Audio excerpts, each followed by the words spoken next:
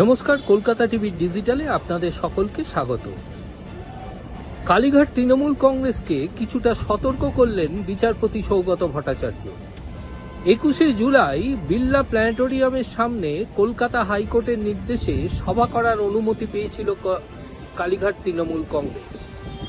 তার সেই সভার প্রেক্ষিতে কলকাতা হাইকোর্টে রিপোর্ট জমা দেওয়ার নির্দেশ দিয়েছিলেন বিচারপতি সৌগত ভট্টাচার্য। সেই নির্দেশ মোতাবেকে রাজ্যের পক্ষ থেকে এদিন কলকাতা হাইকোর্টে একটি রিপোর্ট জমা পড়ে। সেই রিপোর্টে উল্লেখ করা হয় যে কলকাতা হাইকোর্টের নির্দেশ মান্যতা দেওয়া হয়নি।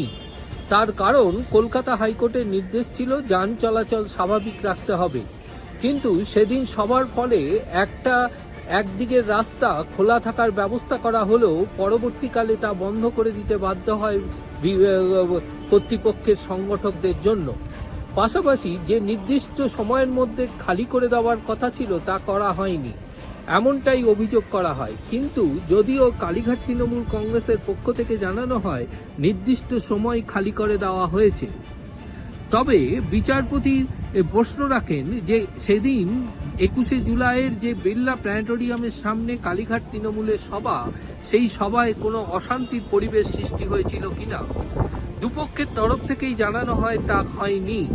তবে বিচারপতি যখন জানতে পারেন যে যান চলাচল স্লো হয়ে যায়, এরপরেই বিচারপতি কিছুটা সতর্ক করে দিয়ে বলেন যে পরবর্তীকালে এই ধরনের ঘটনা ঘটলে আদালত কিন্তু উপযুক্ত ব্যবস্থা গ্রহণ করবেন। এইভাবে বিচারপতি কালীঘাট তৃণমূলকে কিছুটা সতর্ক করে দিলেন।